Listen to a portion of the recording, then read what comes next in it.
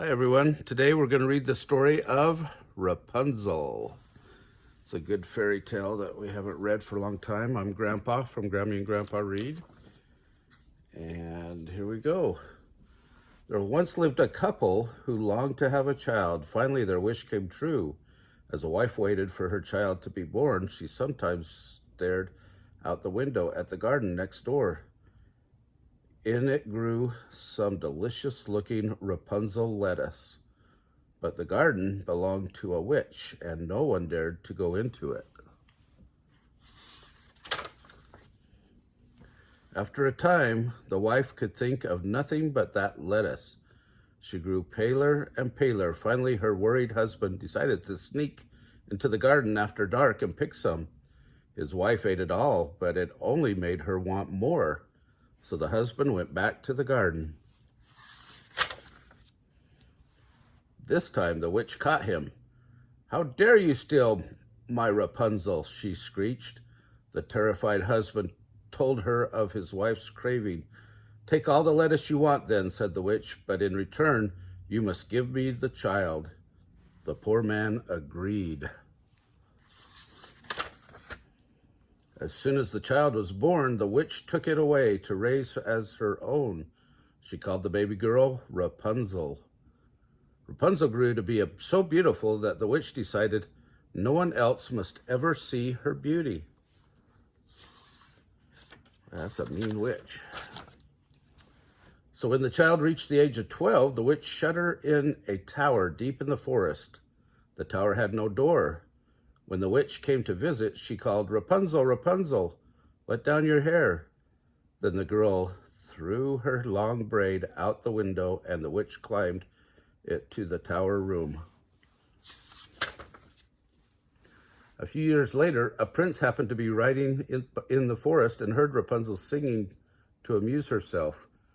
He was drawn to her sweet voice and could find no way into the tower.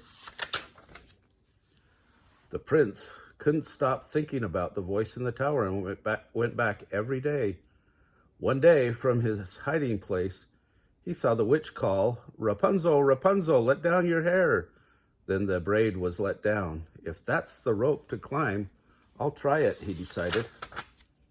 The prince called, "Rapunzel, Rapunzel, let down your hair," and climbed the long braid. Rapunzel was at first frightened, as she had never before seen a man. But she explained how he had explained how he had been drawn to her voice and asked her to marry him.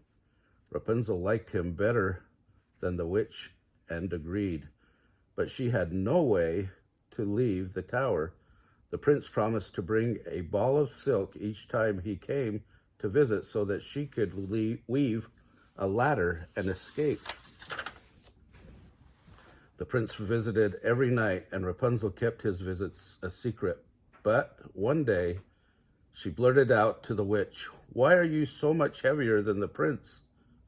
"How dare you trick me?" the witch screamed, and in a fury, she cut off Rapunzel's long hair. She used a magic spell to send Rapunzel to a far-off land. Then she tied the long braid to the windowsill and waited for the prince.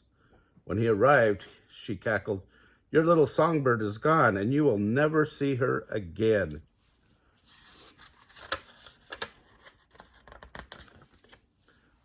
The prince was beside himself with grief and leapt from the tower window.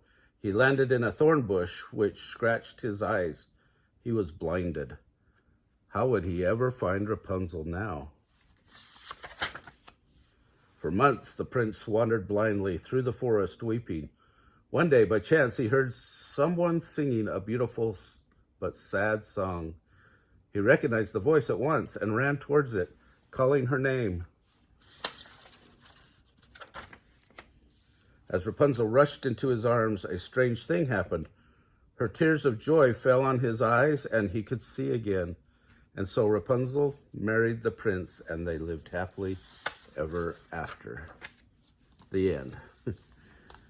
That was a little different than the way I remember Rapunzel being, but I like the story. If you like our videos, remember to pound the thumbs up button down below and subscribe to our channel.